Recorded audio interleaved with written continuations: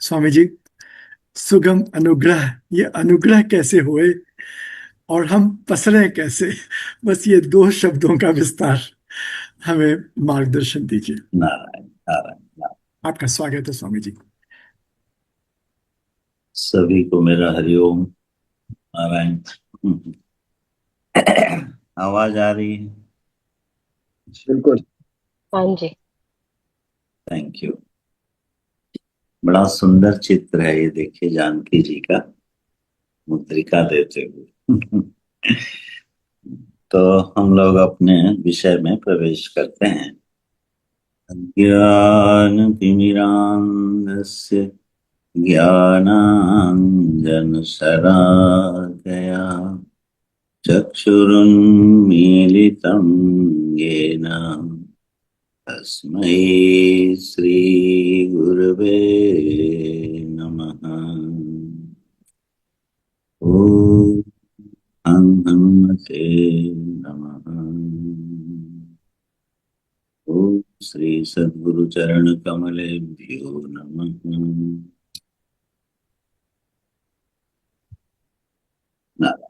तो हृदय में गुरुमूर्ति हनुमान जी को धारण करके, जैसा कि इस ग्रुप का नाम है हृदय बसो हनुमान, तो अपने हृदय में हनुमान जी को धारण करते हुए, उनका आवाहन करते हुए हम लोग इस विषय पर चर्चा करते हैं, प्रवेश करते हैं। हनुमान जी के बारे में हम लोगों ने यत्र तत्र सुना है। मूलतः रामचरितमानस में, हनुमान चालीसा में और गोस्वामी जी के लिखे अन्य ग्रंथों में और रामायणों में हनुमान जी का बड़ा विशिष्ट चरित्र सामने आता है, जो कि बहुत ही शिक्षाप्रद है, करुणाप्रद है। हनुमान जी का मुख्य जो कार्य है वो प्रभु राम की सेवा करना, ये नहीं। हनुमान जी का मुख्य कार्य है जीव को ईश्वर से मिलाना, जीव को परमात्मा से मिला देना। क्योंकि जब हनुमान जी का प्रवेश होता है गोस्वामी जी की श्री रामचरितमानस में, जब हनुमान जी का प्राकट्य होता है, उनकी लीलाएं प्रारंभ होती हैं, आविर्भूत होते हैं, तो वो जो प्रथम मिलन है और जो उनकी प्रथम सेवा है वो है सुग्रीव से प्रभु श्री राम का मिलन करा देना। स्वयं अजनबी बन के मिलते हैं प्रभु से और शरणापन्न हो जाते हैं, और फिर प्रभु श्री राम जी को सुग्रीव के पास ले जाते हैं। ये उनकी पहली सेवा है। उसके पश्चात फिर वो राम का काम करते हैं, अन्य कार्य प्रभु के करते हैं। तो प्रभु के भक्त की जो सबसे बड़ी सेवा होती है वो होती है जीव को ईश्वर से मिला दे। तो जो गुरुमूर्ति हनुमान जी हैं, सकल गुण निधानम है, ज्ञानी नाम अग्रगण्यम है। तो यह सेवा हनुमान जी ने बिना गुरु रूप बने और इस सेवा को हाथ में लिया। उन्होंने काम गुरु का किया और बने रहे सेवक। और ये बड़ी अद्भुत बात है। जिस सुग्रीव को प्रभु श्री राम से हनुमान जी ने मिलाया, वो सुग्रीव के गुरु नहीं थे, सुग्रीव के सेवक थे।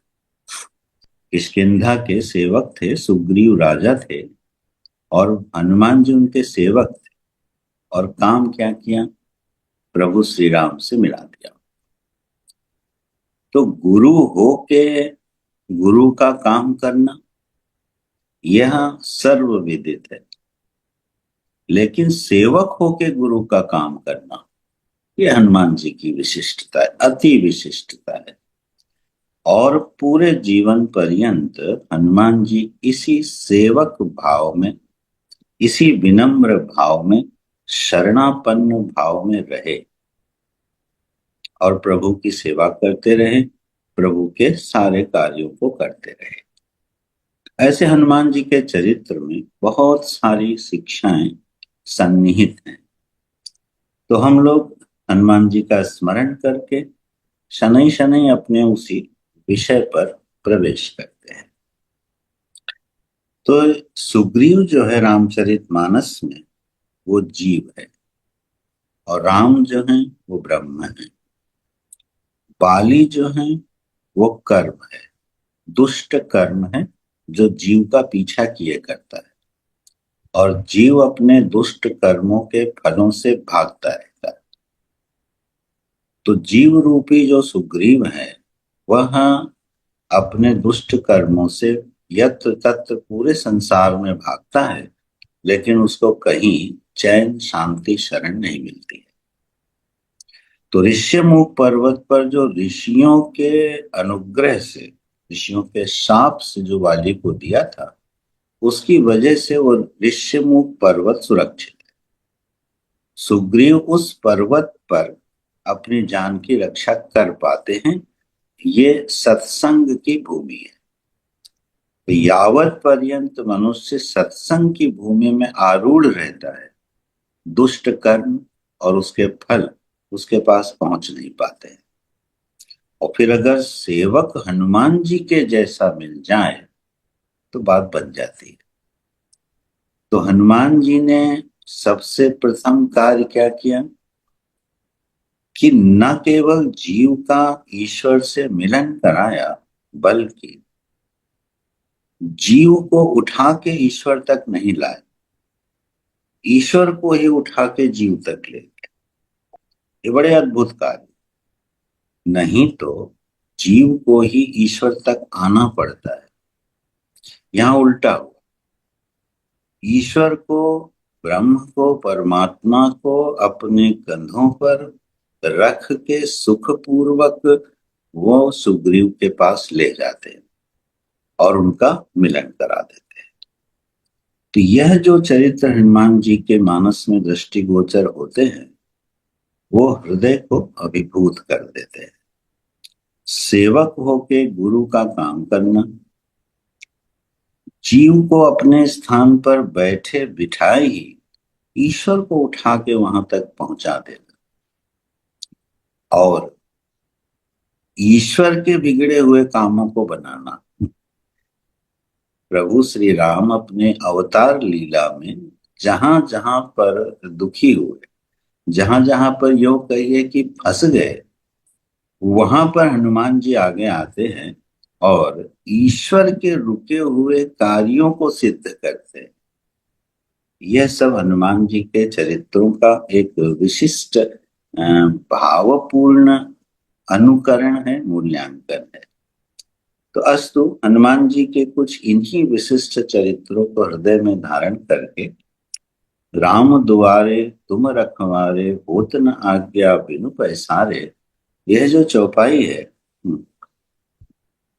इस पर थोड़ा विचार करते हैं। इस पर विचार करने से पहले थोड़ी सी एक भूमिका है जो शायद अनिवार्य होगी। हर चीज के तीन पहलू होते हैं, एक अधिभूत, एक अधिदैव और एक अध्यात्म। ये बात हम लोग कई बार चर्चा कर चुके हैं। अधिभूत, अधिदैव और अध्यात्म, यह तीन स्तर या यह तीन अभिव्यक्तियां, मैनिफेस्टेशन, हर एक क्रिया के, हर एक वस्तु, स्थावर जंगमात्मक सृष्टि, इन द एंटायर यूनिवर्स, जितनी भी वस्तुएं और जितनी भी क्रियाएं हैं, उन सबके ये तीन विभाग होते हैं। फॉर एग्जाम्पल, जैसे कि ये शरीर है हमारे पास, तो यह जो शरीर नेत्र गोचर हो रहा है, आंख से दिखाई दे रहा है, इसका अधिभूत स्वरूप क्या है? पंचभूत और सप्त धातु, पृथ्वी, जल, गगन, अग्नि, वायु, ये जो पंचभूत हैं, इन्हीं का ये पिंड है। और इन्हीं के मिश्रण से अस्थि, मज्जा, मांस, रुधिर आदि सप्त धातुएं बनी हुई हैं। तो यह जो शरीर की मीमांसा है, इसको बोलेंगे अधिभूत आदि भौतिक मीमांसा, a physical analysis of this body. तो जब भी इसकी फिजिकल एनालिसिस करनी होगी तो हम क्या करेंगे? इन्हीं सप्त धातुओं का और इन्हीं पंचभूतों से बने पिंड का, इन्हीं के मिश्रण का विश्लेषण करेंगे। और शायद मेडिकल साइंस इस आदि भौतिक शरीर की मीमांसा बहुत करती। जैसे ये बोन्स हैं, लगभग 300 समथिंग जॉइंट्स हैं बोन्स के, और कितनी नाड़ियां हैं, आदि आदि। तो पूरा एक मेडिकल साइंस है। तो that is analysing the character of the human body. लेकिन ह्यूमन बॉडी के फिजिकल कैरेक्टर, आदि भौतिक चरित्र को एक व्याख्या होती है, एक साइंस बन जाती है। तो मैं कहना ये चाहता हूं, ये शरीर है, इसकी अधिभूत के स्तर पर एक व्याख्या है, एक एक्सप्लेनेशन है। और इसी शरीर का अधिदैव के स्तर पर, मेटाफिजिकल वर्ड पे अधिदैव के स्तर पर इसकी क्या व्याख्या है? तो अधिदैव के स्तर पर इस शरीर की जो व्याख्या है कि यह पूरा शरीर किन किन कारणों से, किनके अनुग्रह से अपना कार्य कर रहा है, यह जो साइंस है, इसको समझना, ये इसकी आदि दैविक संरचना की व्याख्या है। जैसे ये आंख है, तो ये सूर्य के प्रकाश के बिना देख नहीं सकती। ये जो हम श्वास ले रहे हैं, ये वायु के बिना नहीं ले सकते हैं। जो स्पंदन है, जैसे ये आंखें झपक रही, तो जो वायु है, वायु को जब हम इनहेल करते हैं तो उसकी संज्ञा प्राण बनती है। वह प्राण 10 भागों में विभक्त होता है और सबके अपने अपने कार्य हैं। जैसे पलक झपकना, ये धनंजय प्राण का कार्य है। वॉमिटिंग सेंसेशन होना, ये उदान वायु का कार्य है। इसी तरह हर वायु के कार्य। तो ये वायु कौन है?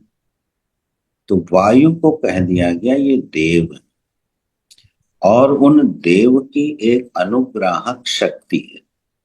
वह वायु देव की अनुग्राहक शक्ति इनहेल होके प्राण संज्ञा बनती है, और वह 10 भागों में विभक्त होकर इस शरीर के संचालन में अपनी भूमिका निभाती है। तो यह जो प्रक्रिया है पूरी एंटायर बॉडी की, हमारे एक एक इंद्री की, एक एक रोमावली की, एक एक बैक्टीरियल डेवलपमेंट की, सेल्स की, ये जो पूरी फिजिकल स्ट्रक्चर की कहानी है, इसको हमारे ऋषियों ने अधिदैव के स्तर पर बड़ी अच्छी तरह से समझा कि नेत्रों के लिए सूर्य चाहिए, कानों के लिए स्पेस दिग् देवता चाहिए। ठीक है। ये जो खांसना है, कफिंग है, इसके लिए भी एक देवता चाहिए।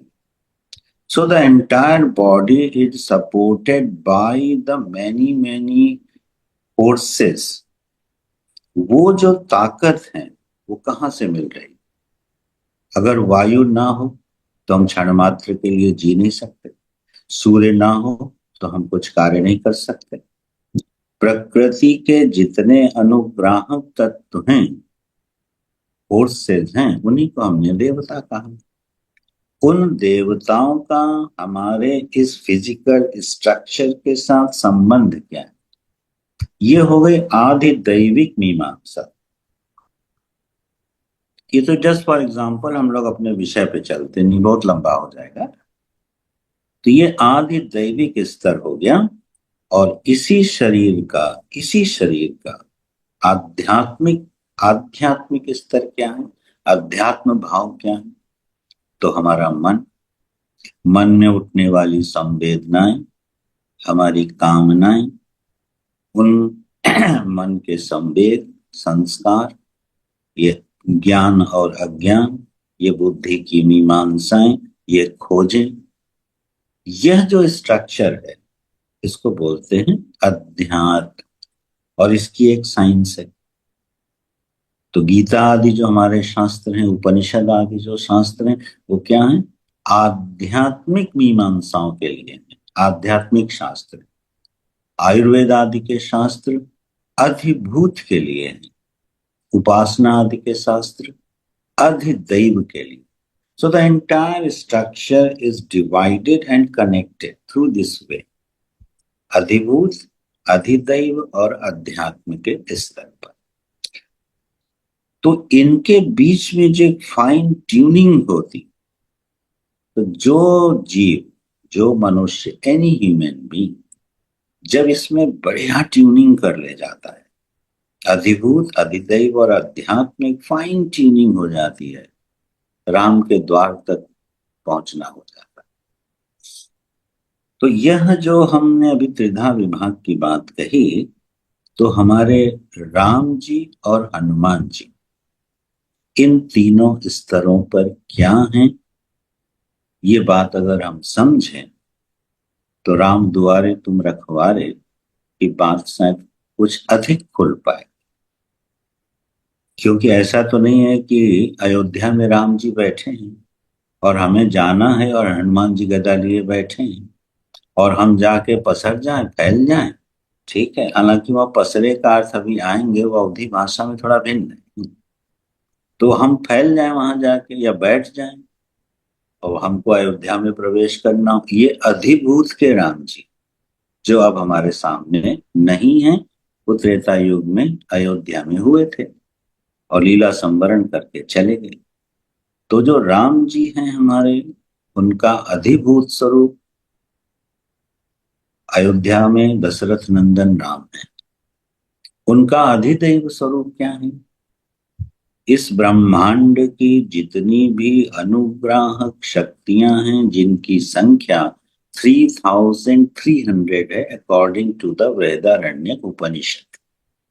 The entire cosmic system is controlled by 3300 forces, जिनको कि हमने देवता कहा है, अनुग्राहक शक्ति। तो इस ब्रह्मांड की जितनी अनुग्राहक शक्तियां हैं, उनके जो नियंता हैं, उनके जो मालिक हैं, वो हैं सर्वज्ञ परमात्मा श्री राम। तो ये श्री राम जी का कौन सा स्वरूप हुआ? अधिदैव का स्वरूप हुआ। और अध्यात्म में राम कौन है? तो राम मैं ही हूं, मेरी शुद्ध निरंजन निष्कल आत्मा, द प्योर कॉन्सियसनेस, एट्रीब्यूटलेस कॉन्सियसनेस, जो निरंजन चेतना है, जो हमारा निरंजन अस्तित्व है, उस अस्तित्व का नाम है राम। और यही श्री रामचरित मानस में गोस्वामी जी ने प्रभु के स्वरूपों का वर्णन किया है। अभी हम वो सारी चौपाइयां आपको नहीं बता सकते, लेकिन आप देखिएगा मानस में कि राम कौन है, इसी प्रश्न का उत्तर है रामचरितमानस। तो नारायण राम हमारी आत्मा है, हमारी चेतना है, हमारा अस्तित्व है, अधिष्ठान है, आधार है। ये राम जी हैं आध्यात्मिक राम जी। सृष्टि के मालिक जो राम जी हैं, वो अधिदैव के राम जी। और अयोध्या के दशरथ नंदन अधिभूत के राम जी। जैसा कि हमने पहले कहा, कोई भी घटना या कोई भी वस्तु या व्यक्ति इस सृष्टि में 3 स्तरों पर अभिव्यक्त होता है। It is compulsory. एक बैक्टीरिया भी होगा ना, वो भी 3 स्तरों पर कार्य कर रहा हो। पूरी सृष्टि त्रिगुणात्मक होते हुए ये त्रिधात्मक है। और इसी के बीच की जो ट्यूनिंग है ना, उसी का नाम साधना है। जीवन को सरल, शांत, निर्मल, मंगलमय बनाने के लिए इस विज्ञान को समझना थोड़ा जरूरी होता है कि कौन सा अधिभूत किस अधिदैव के साथ संबंध रखते हुए हमको अध्यात्म की तरफ ले जाता है। इन्हीं सब विज्ञानों का नाम हमारे शास्त्र हैं, उपासना आदि शास्त्र, अध्यात्म आदि शास्त्र। तो नारायण राम जी ये 3 स्तरों पर हमारे सामने हैं। अब हनुमान जी भी 3 स्तरों पर हैं और हम भी 3 स्तरों पर हैं। तो हमारी हनुमान जी की और राम जी की एक फाइन ट्यूनिंग हो जाए तो राम द्वारे में प्रवेश हो सकता है। तो राम जी का तो आध्यात्मिक अधिभूत अधिदैव स्वरूप ये हो गया, हमारा भी हो गया, ठीक है, इस शरीर का भी हो गया, इस पिंड का हो गया, इस पिंड के अभिमानी का। इस पिंड के अभिमानी जिसका नाम मैं अमुक अमुक प्राणी हूं, तो मैं के रूप में जो उपलब्ध हो रहा है वो आध्यात्मिक सत्ता है जिसको हम जीव के नाम से जानते हैं।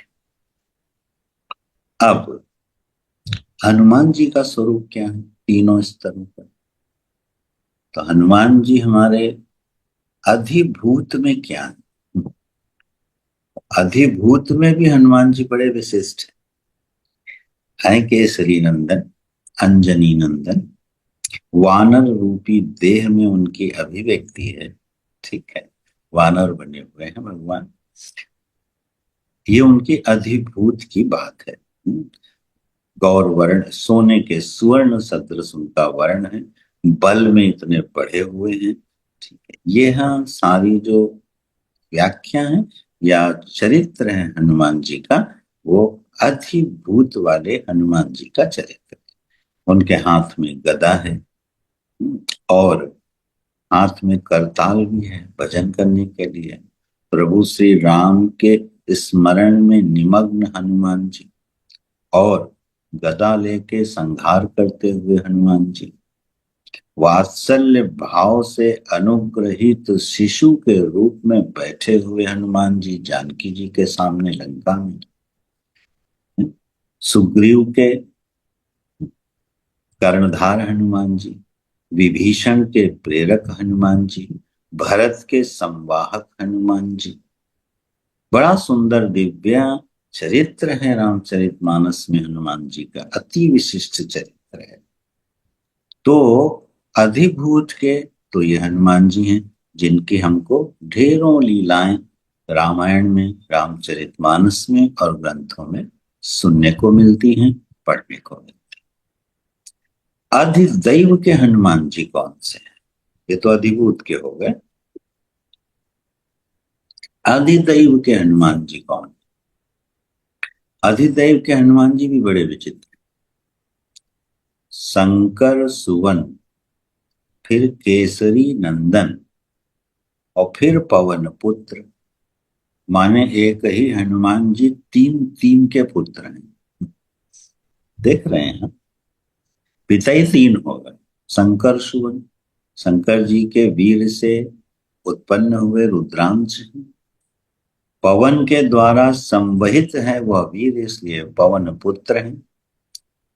और अंजनी की गोद में आया हुआ वह वीर है, इसलिए उससे उत्पन्न अंजनी के पुत्र भी हैं। और अपने कर्मों से, अपनी शरणागति के भाव से, प्रभु के अनन्य सेवक होने से वो जगत जननी जानकी जी के पुत्र हैं। जो यह सारी प्रकृति, जिसका यह सारा संसार ही पुत्र है, उस जगत जननी जानकी अम्बा के भी पुत्र बन गए अपने कर्मों से। तो हनुमान जी 4 के पुत्र हैं।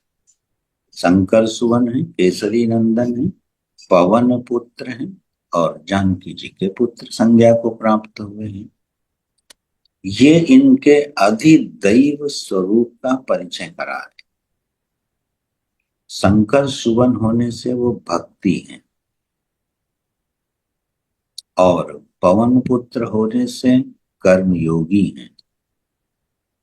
अंजनी पुत्र होने से साधारण निकृष्ट से निकृष्ट जो अभिव्यक्ति हो सकती है वो है, और अपने कर्मों से जगत जननी अम्बा जानकी के पुत्र हैं। तो इससे इनके अधिदैव स्वरूप का क्या परिचय मिलता है?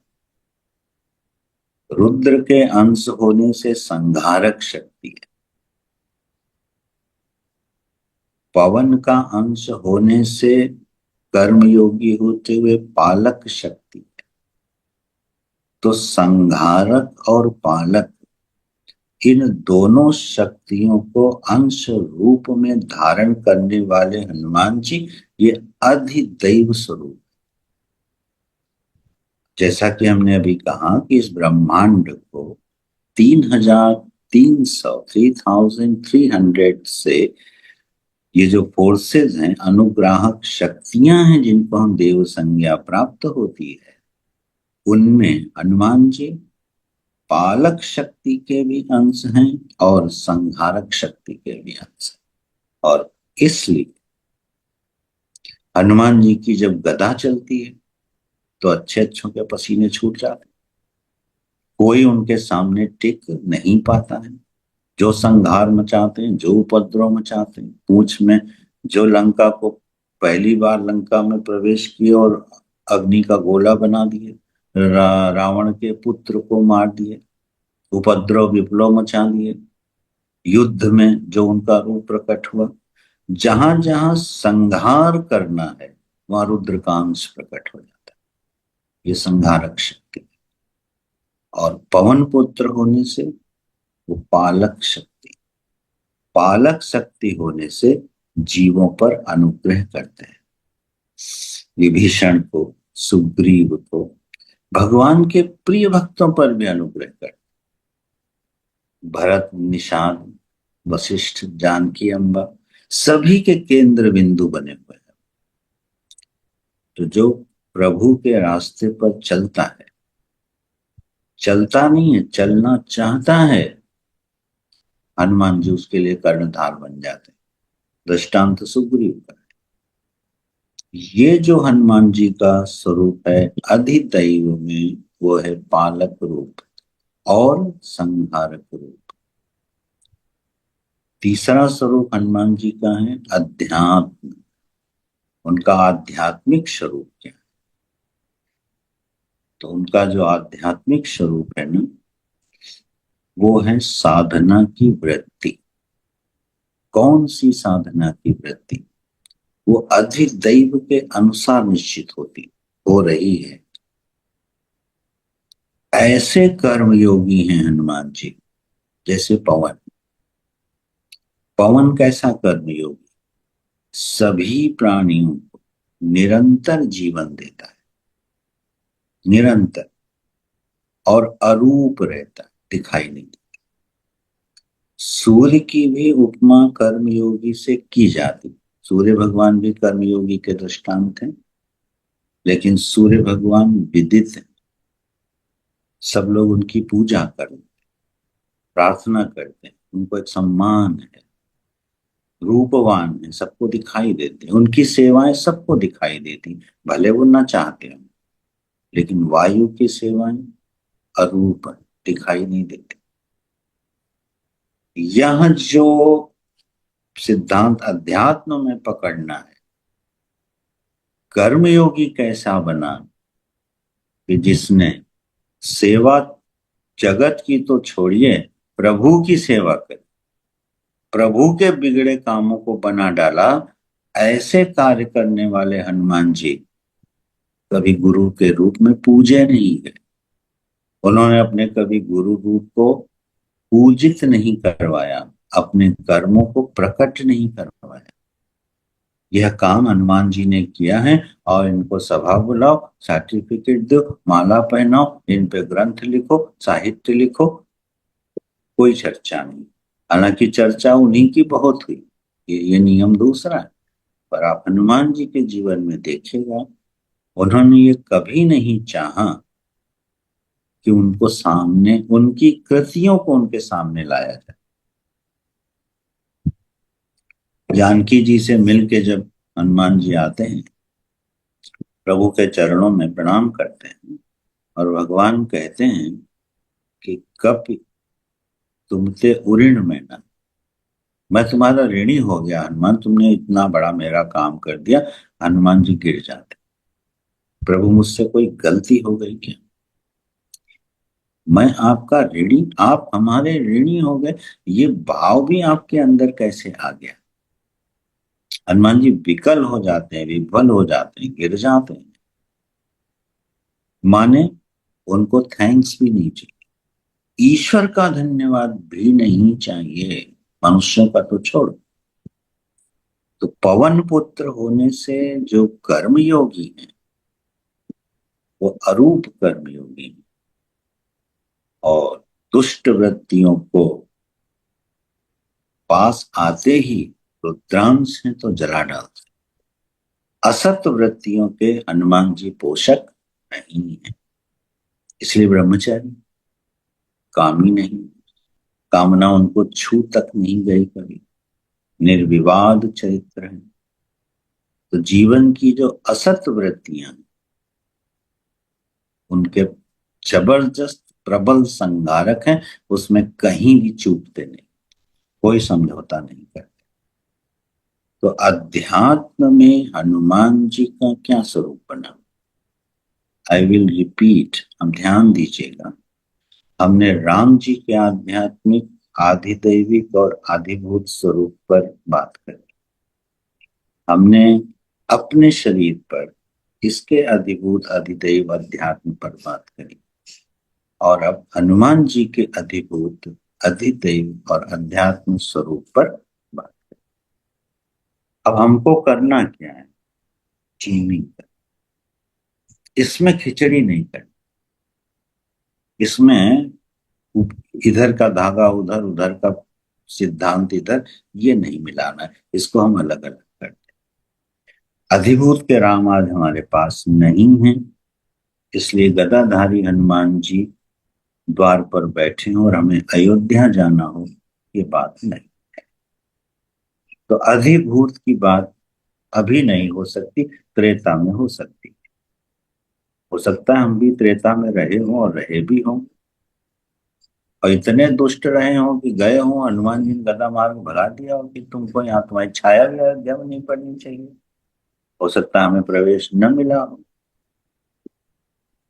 तो वो त्रेता युग के रखवारे हैं, राम द्वार, अधिदैव के रखवारे।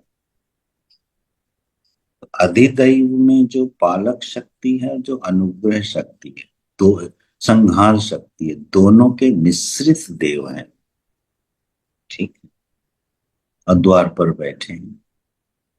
उपासना के क्षेत्र में जब हम जाते हैं तो हमारी स्क्रूटिनी होती है कि हम पालक बन के उपासना कर रहे हैं कि संहारक बन के उपासना कर रहे हैं, हम रावण बन के उपासना कर रहे हैं कि ध्रुव और प्रहलाद बन के उपासना कर रहे हैं। इन दोनों की स्क्रूटनी हनुमान जी करते हैं बैठ। उपासना तो रावण ने भी करी ना, उपासना इस सृष्टि के बड़े बड़े दुष्टों ने भी करी है। तो वह उपासना संहारक शक्ति का विकास करने के लिए की। हम भी जब कामनाओं से और असत कामनाओं से युक्त होकर भगवान की उपासना करते हैं, देवों की उपासना करते हैं, तो हम भी रावण ही हैं। किसका संहार कर रहे हैं? अपने खुद का विनाश कर रहे हैं। अपनी असत वृत्तियों को जब हम उपासना से पुष्ट करते हैं और उस उपासना से अधिदैव की शक्ति प्राप्त करके इस जगत का विनाश करते हैं, तो फिर हनुमान जी की गदा हमारे ऊपर चलने वाली, क्योंकि वो सृष्टि की संहारक शक्तियों को, सृष्टि का विनाश करने वाली शक्तियों को गदा लिए तैयार बैठे। तो ये अधिदैव के हैं। अब हम आते हैं अध्यात्म पर। अध्यात्म में कहानी थोड़ी सूक्ष्म हो जाएगी, क्योंकि अध्यात्म के हनुमान जी कौन और वो द्वार पर कैसे बैठे हैं, और वो द्वार कौन सा? तो अगर आध्यात्मिक स्तर पर हम कहें तो राम जो है हमारी आत्मा है, ठीक, निरंजन आत्मा है, वही राम, और हम जीव। इस जीव को जो हमारे अंतर राम, वहां तक पहुंचाने वाली जो वृत्ति है वो कौन है? वो हनुमान जी। अब आप यहां ध्यान दें, हम लोग थोड़ा ध्यान दें कि सुग्रीव जीव है, तो यही पहली सेवा है, मैंने कहा था, और राम ब्रह्म है।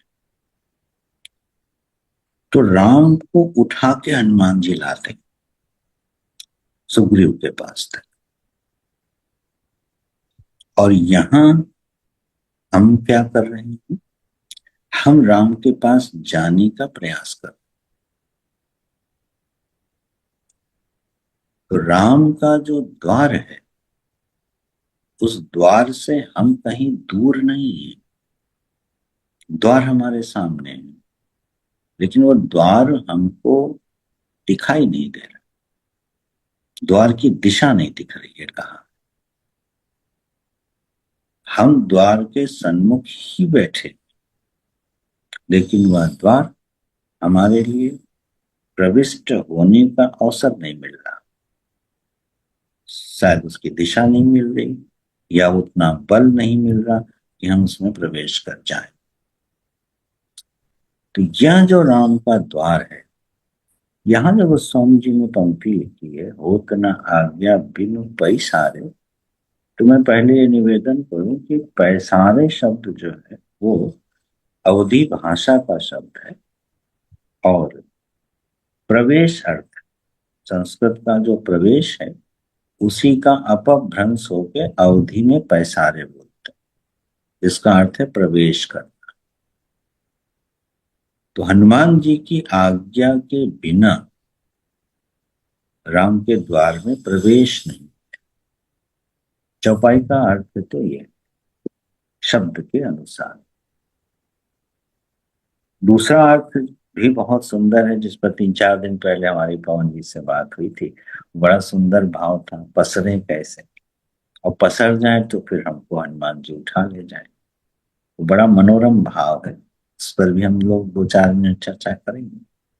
लेकिन शब्द क्योंकि प्रमाण होता है, तो पहले प्रामाणिक शब्द पर चर्चा करते हैं, फिर उत्प्रेक्षण पर। पैसारे शब्द अवधि भाषा में प्रवेश अर्थ में है। तो हनुमान जी की आज्ञा के बिना, उनकी कृपा के बिना राम के द्वार में प्रवेश नहीं है, राम के दरबार में प्रवेश नहीं है। तो ये आत्मा ही राम है, और जब अरूप कर्मयोगी और दुष्ट वृत्तियों के विनाशक हनुमान जी को अपने हृदय में धारण करेंगे तो हमको आज्ञा मिल जाएगी। अब यहाँ घटना क्या घटनी है, जिस पर मैं बड़ा मनी मन आह्लादित हो रहा था और पवन जी को धन्यवाद दे रहा था कि मुझे चिंतन का अवसर दिया, नहीं तो हनुमान चालीसा पर तो कभी सत्संग हुआ नहीं, तो चिंतन का अवसर दिया।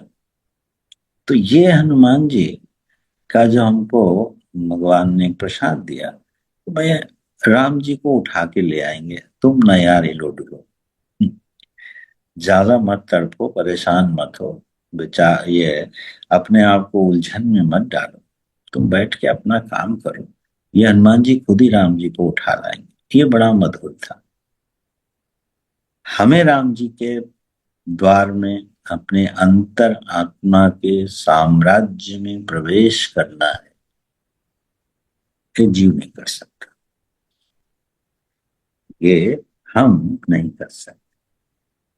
अधिदैव के साम्राज्य में पुरुषार्थ से प्रवेश होता है, अधिभूत के में पुरुषार्थ के बल से प्रवेश होता है, अध्यात्म में केवल पुरुषार्थ के बल से कभी प्रवेश नहीं होता। और बाद में पता ये चलता है, इस दिशा में हम पुरुषार्थ के योग्य ही नहीं थे, यह अनुभूति कौन कराएगा? हनुमान जी का वह दिव्य चरित्र, उसका एक ही प्रिंसिपल दिया उन्होंने, अरूप सेवक। जगत के नहीं, जगत नियंता के लिए। माने सेवक ऐसे बन जाओ कि जगत नियंता को भी अपना कोई काम कराना हो तो उसको याद आए कि एक हनुमान है जो ये काम कर सकता है। सेवा की इस पृष्ठभूमि में पहुंच जाए। भगवान ने गीता में कर्मयोग के माध्यम से स्वरूप बताया है, लेकिन ये उससे भी उत्कृष्ट है, बहुत उत्कृष्ट है। हमको चुनना पड़ता है अपनी सेवा का क्षेत्र। तो यहाँ प्रभु अपनी जरूरत के लिए चुनते हैं हनुमान को, अधिभूत में, अधिदैव में। कि हनुमान तुम हमारा ये काम करो। सेवक कैसा बना जाए कि जो हमारा स्वामी है वो सदा निश्चिंत रहे। सेवक निश्चिंत नहीं, स्वामी निश्चिंत रहे कि हमारे पास ऐसा सेवक है। सोचो आप, यहाँ तो हम जीव हैं, परमात्मा है, हमारा पालन करता है और हम उसके सहारे निश्चिंत रहते जब शरणागत होते। यहाँ हनुमान जी के सहारे राम जी निश्चिंत हैं। आप उनके लीलाओं में देखिए, अधिभूत में जब लीलाएं हुई उसका रहस्य देखिए, तो वो अलाउ करते हैं हनुमान जी को, हनुमान तुम अपने कंधे पर बिठा के जिसके पास ले जाओगे उसको मैं अपना लूंगा। सुग्रीव अपनाने लायक नहीं था, इसलिए मित्रता हनुमान जी को अग्नि का साक्षी बना के करनी पड़ी। आपने कभी ऐसी मित्रता सुनी है कि एक यज्ञ हो रहा हो और अग्निदेव प्रज्वलित किए गए हो और दोनों ये प्रॉमिस कर रहे हो कि आओ आओ हम दोनों मित्रता करते हैं? थोड़ा विषय इधर उधर हो जाएगा। मुझे लगता है दुनिया में एक ही संबंध ऐसा है, पति पत्नी का, जिसमें बड़े प्रमाण जुटाने पड़ते हैं कि आदमी भाग न जाए। इतने आयोजन किए जाते हैं और अग्नि को साक्षी बना के साथ साथ फेरे और उस पे साथ साथ वचन और साथ साथ जन्म तक पक्का कराना है कि तुम दोनों साथ ही रहना, भाग मत जाना, और आज से तुम पति पत्नी हुए। अरे बाकी संबंध तो नैसर्गिक दिखाई देते हैं। हम पुत्र हो गए, मेरे पिता हैं, कभी क्या कोर्ट में जाके हमको हर साल प्रूव करना पड़ता है ये मेरी माँ है, मेरा मित्र है। ठीक है, आपने किसी को दोस्त बनाया, उसके लिए क्या हवन कराओगे और एक डेट निकालोगे कि आओ आज से सिद्ध होता है कि हम और दोनों मित्र हैं, सारी दुनिया जान ले। पति पत्नी को छोड़ के ऐसा कोई संबंध नहीं है जिसमें सर्टिफिकेट की जरूरत पड़ती, लेकिन यहां पड़ गई क्योंकि सुग्रीव ऐसा दुष्ट है। सुग्रीव माने हम सब जीव जब तक प्रभु से मिल नहीं जाते हैं, सुग्रीव जैसी हालत है। इतने दुष्ट सखा है कि भगवान तुम्हारी तरफ देखें भी ना, लेकिन हनुमान जी उठा के ले गए। अग्नि की साक्षी में मित्रता कराई। इधर से पुरोहित बने लक्ष्मण जी, उधर से बने हनुमान जी। हनुमान जी पुरोहित बने सुग्रीव के और लक्ष्मण जी पुरोहित बने राम जी के। अब थोड़ा मानस में चौपाइयां देखिएगा, बड़ा सुंदर प्रसंग है। दोनों पुरोहित बनते हैं और अपने अपने यजमान के गुणगान गाते हैं और फिर दोनों की मित्रता कराते हैं। इसके बाद भी सुग्रीव परीक्षण करता है प्रभु का। ये जो दुंदुभी राक्षस की हड्डियां ना, प्रभु इनको हटा के दिखाओ तब मैं मानूंगा। परीक्षण करता है और इसीलिए बाद में विषय विलास में खो जाता है, फिर लाया जाता है नारायण। तो मैं सिर्फ कहना ये चाहता हूं कि हनुमान जी का चरित्र, सुग्रीव जैसे सखा सेवक, वो तो स्वामी है ना उनका, तो सुग्रीव ने केवल एक शुभ काम किया कि जब बाली के यहां से भागा तो हनुमान जी को साथ में ले आया। बस इतना किया और उसका जीवन संवर गया। तो हम हनुमान जी के इस आध्यात्मिक स्वरूप को जरा समझें। क्या विशिष्ट गुण है उनमें कि जो किसी जीव में आ जाए तो प्रभु का मिलन हो जाए।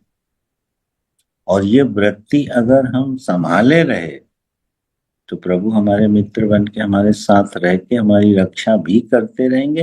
अधिदैव में भी और अधिभूत में भी हम संरक्षित रहेंगे, न जानते हो कि हनुमान जी की भूमिका है।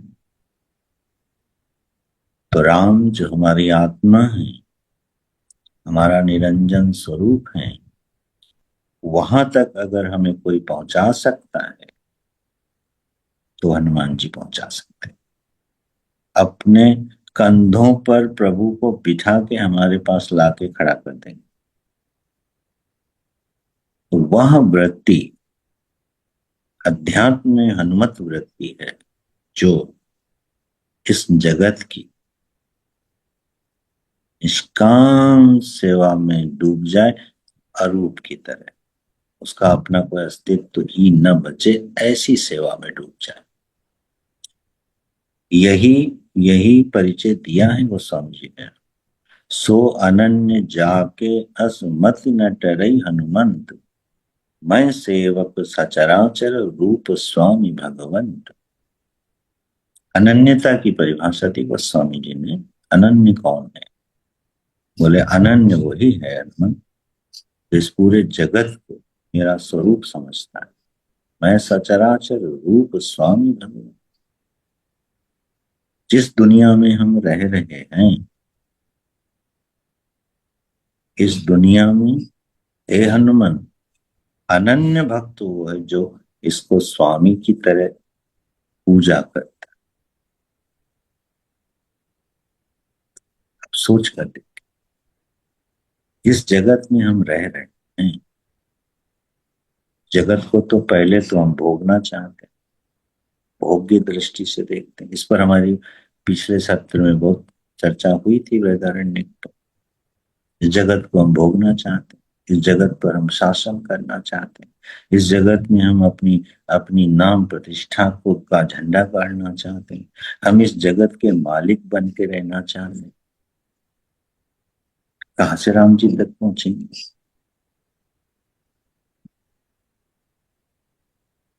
हमारे रहने का ढंग क्या है जी दुनिया में? कोई गुलाम बन के रहना चाहता है। गुलाम माने सेवक, गुलाम माने पराधीन नहीं कह रहा। कोई हनुमान जी की तरह सेवक बन के इस सृष्टि में रहना चाहता है? बहुत ध्यान से विचार किया। हम अपने घर में भी रहना चाहते हैं, गुलाम सेवक बन के रहना चाहते हैं कि मालिक बन के रहना चाहते हैं? इंस्टीट्यूशन में क्या मालिक बन के रहना चाहते हैं, गुलाम बन के रहना चाहते हैं? और हनुमान जी नहीं, सेवक बन के रहे, और ऐसे सेवक बन के रहे कि सदा चरणों में ही पड़े रहे, गुरु तक का काम कर गए। और गुरुवत एक माला नहीं पहनी उन्होंने। सोचा आप क्या वृत्ति रही होगी अधिभूत। तो यह वृत्ति अध्यात्म में हमारे जीवन में आए तो हनुमत वृत्ति हो गई, और उसी वृत्ति पर आरूढ़ हो जाएंगे तो राम जी को हम तक पहुंचा देंगे। तो राम द्वारे तुम रखवारे, ये राम अंतरात्मा है, उसके द्वार तक पहुंचने के लिए यह हनुमत वृत्ति जरूरी है। इसके बिना अंतरात्मा अंतर साम्राज्य राम में प्रवेश नहीं मिल सकता। यही उस द्वार की रक्षा भी करती। तो शब्द प्रमाण के अनुसार, चौपाई के अर्थ के अनुसार, अध्यात्म के जगत में हमारी वृत्ति हनुमत में होनी चाहिए तो प्रवेश मिलता है। और दूसरा जो अर्थ बड़ा ही भावपूर्ण अर्थ है कि जाके द्वार पे पसर जाओ। पसर जाओ माने फैल जाओ। यूपी में ये वहां पैसारे शब्द है, यूपी में आके ये पसर हो गया है। अवधि में पैसारे है जिसका अर्थ है प्रवेश कर। यूपी नॉर्थ यूपी में आते आते ये हो गया पसर जाओ। पसर जाओ माने होता है फैल जाओ, रूठ जाओ। और तब तक पसरे रहो जब तक कि तुमको वो बस्ती न मिल जाए। तो जो पसरना है, रूठना है, फैलना है, वो किसके आगे फैलोगे? वहां कोई हो ही तो हमारा पसरना देखने वाला। बच्चा जब पसरता है ना, जब माँ सामने होती तभी पसरता है। बाप सामने होता नहीं पसरता। उसको मालूम है बाप अभी 2 थप्पड़ मारे भगा देगा। बाप के सामने नहीं पसरता बच्चा, पसरता माँ के सामने है। क्योंकि मालूम है कि अभी उठाया जाएगा और सब मिल जाएगा। तो माँ की करुणा को पहचानता है, वहीं पसरता है। तो अगर पसरना भी है, किसके आगे पसरना है? राम जी के आगे कि हनुमान जी के आगे?